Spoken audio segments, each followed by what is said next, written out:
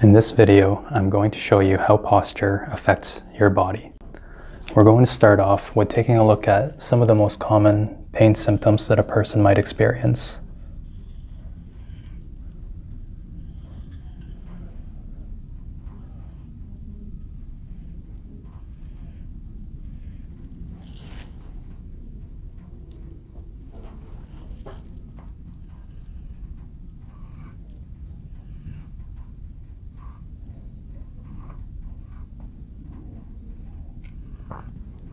So looking at the body from a back point of view or from the rear,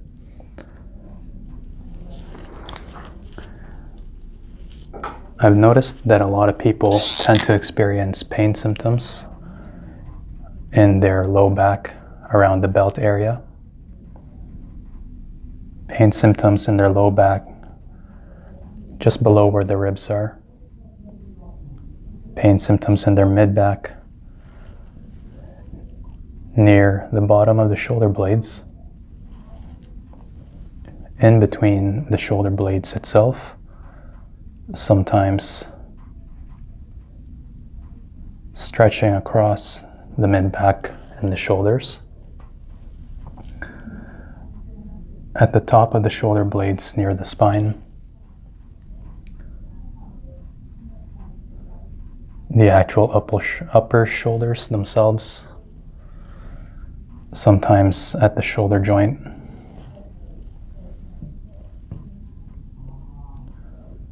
at the top of the neck, or at the base of the neck, at the top of the spine, at the base of the skull, and finally around the sides. So if you worked at a desk or participated in any form of repetitive actions as part of your career or livelihood, it is pretty common to experience discomfort and pain around these areas here.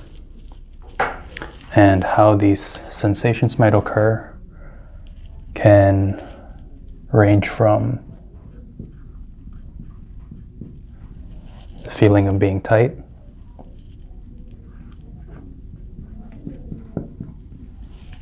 feeling of being sore,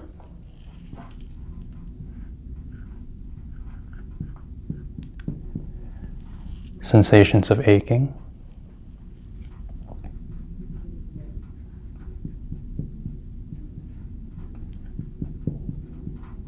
feelings of tiredness, and in some cases, sharp and or shooting pain. Now, depending on which, actually I'll add stuck. Depending on which of these symptoms or combinations of symptoms that a person is experiencing, it can tell us a lot about how their posture might be contributing to the sensations.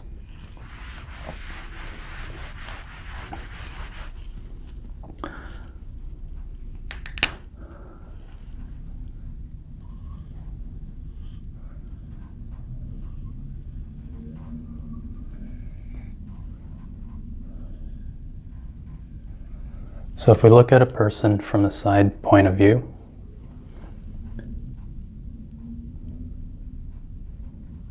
and this is the shoulder joint, and this is the hip, knee joint.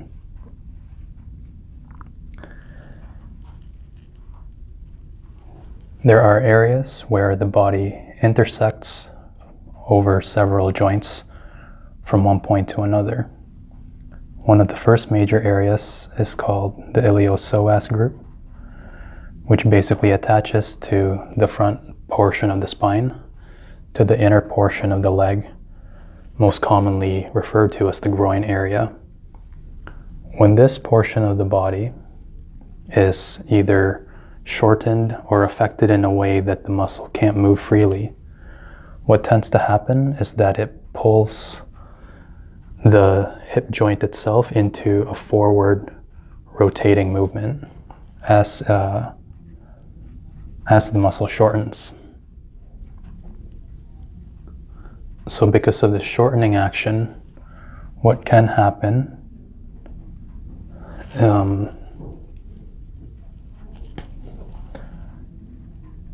is an increase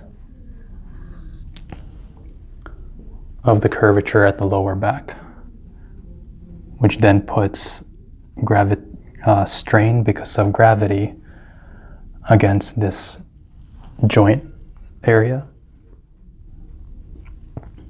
And as a result, it can create symptoms around the lower back.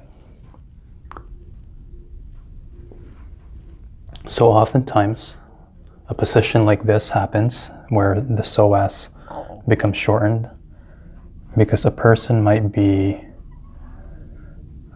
sitting for long periods of time at a desk,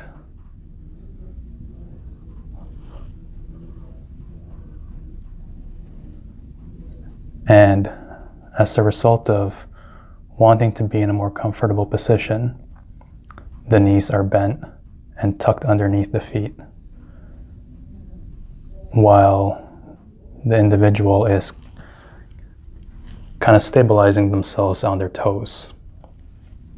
So because of this, the angle of the hips are changed for a long period of time, essentially however long a person is sitting for in a single session. And because of that, what can happen is something called adaptive shortening. So because our bodies are very intelligent, our muscles will always create an adaptive transformation or change in order to best suit what we are actually trying to do with our body. So a person that sits a lot, the body becomes really good at sitting. And then a person that does other things a lot, the body becomes better at that. So adaptive shortening is essentially just how the body changes according to what movements or postures or stances that we tend to find ourselves in, either for extended periods of times or through doing it repeatedly.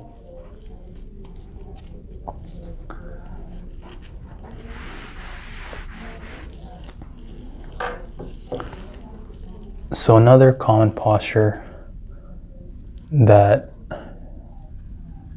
can create symptoms along those areas is what can be referred to as a forward head and shoulder carry, where an individual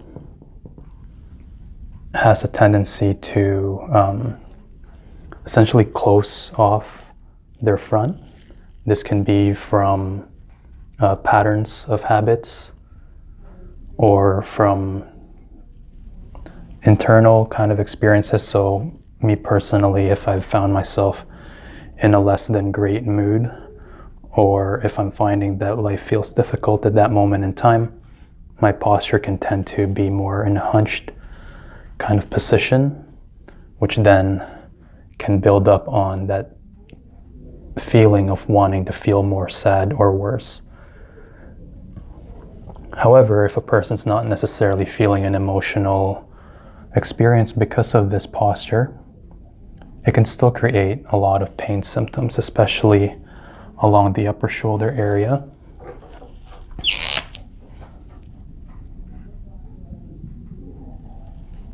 As a result of the shoulder itself not being able to comfortably rest on the rib cage. So it's being pulled forward either with the chest muscles being too strong or the back muscles not having enough tone and strength in it to be able to maintain the shoulder blade against the rib cage.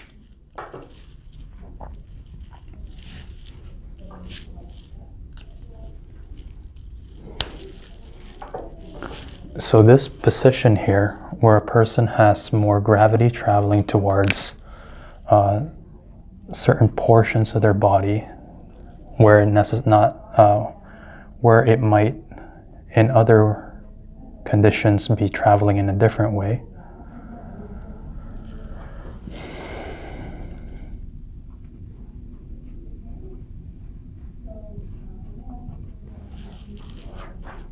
So because of how gravity tends to travel through the body in these different postures, it can create a sensation of tiredness as a result of the muscles involved feeling overworked just to maintain a level of tone. So essentially, if our muscles do not have tone, all of our body would just be limp and unable to have any posture. Basically, I would be kind of like a puddle on the ground if my muscles don't have any tone. So it's because I have tone in different areas of the body that I'm able to stand in an upright position and maintain this position. So if I had weakness in my upper back, my relative posture would reflect this weakness, because then I'm not able to actually lift my body up into position.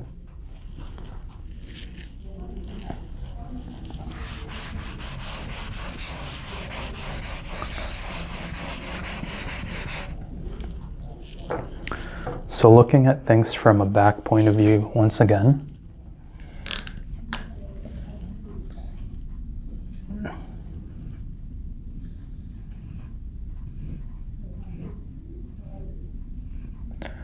if we take a look at the body,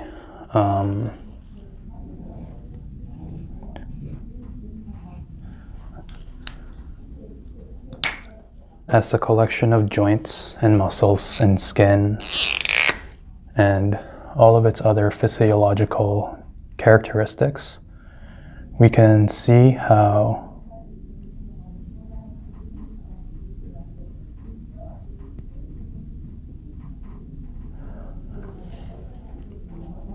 the mechanics of posture can affect how the muscle shape is in a resting state. So basically when we're not trying to do anything specifically.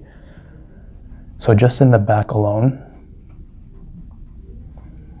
there are already many joints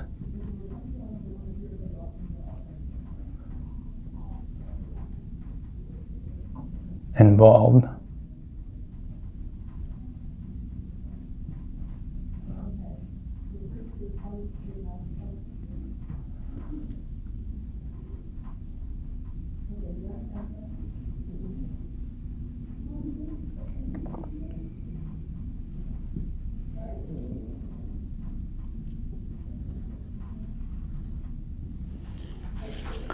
Okay, so there's our skeleton person, where we can see kind of an X-ray vision of how the joints might be positioned within the body. So this example here shows an individual who does not have too many significant deviations in how their structure or how their skeleton is has developed over time. But what can still change is how the positions of the joints themselves react with the rest of the body. So I'm just going to do a side view.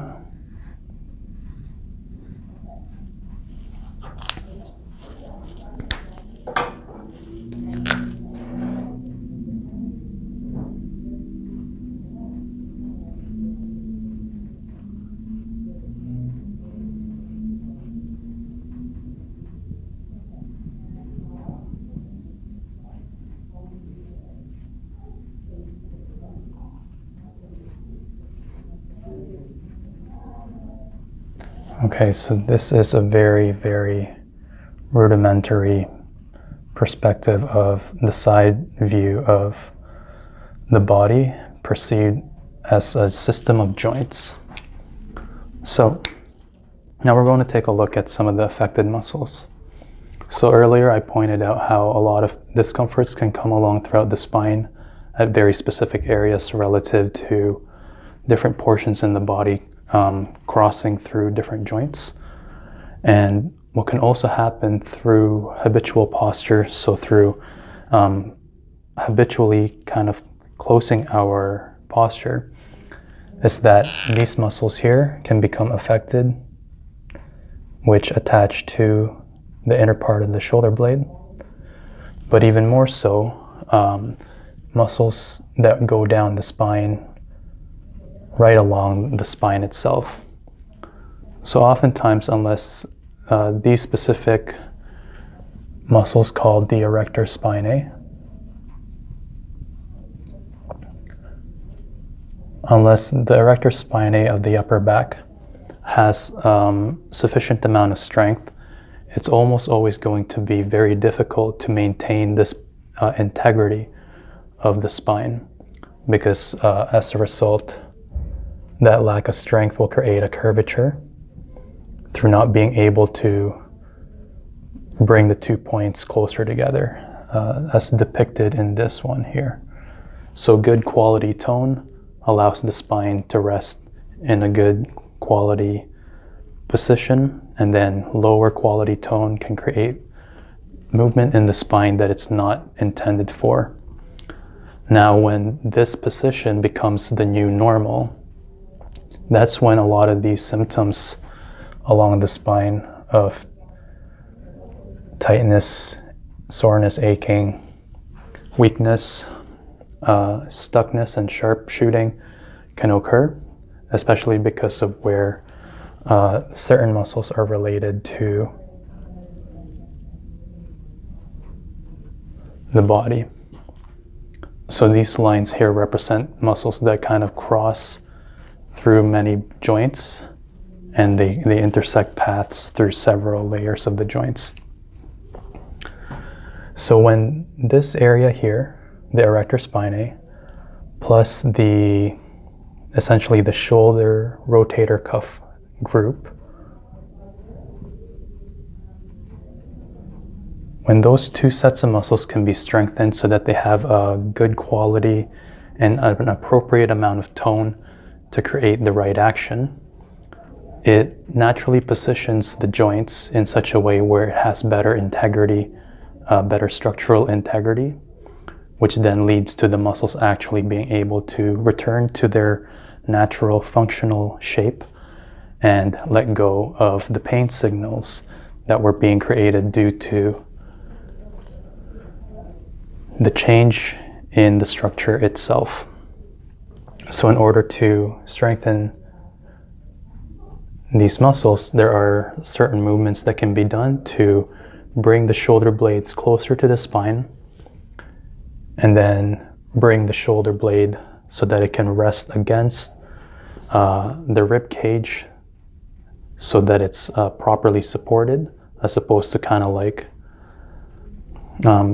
being hypermobile, which then can result in, or the change from hypermobility to something that is more comfortably snug against the rib cage results in these muscles here not having to work as hard in order to keep the shoulder joint together and having a sense of security around that joint. So in developing tone and function in the muscles that bring the shoulder blade closer to the spine and against the rib cage, it's also then possible to strengthen the rotator cuff muscles so that even if there are strong chest muscles, the tone in between the two of them is balanced, as opposed to one overpowering the other or vice versa.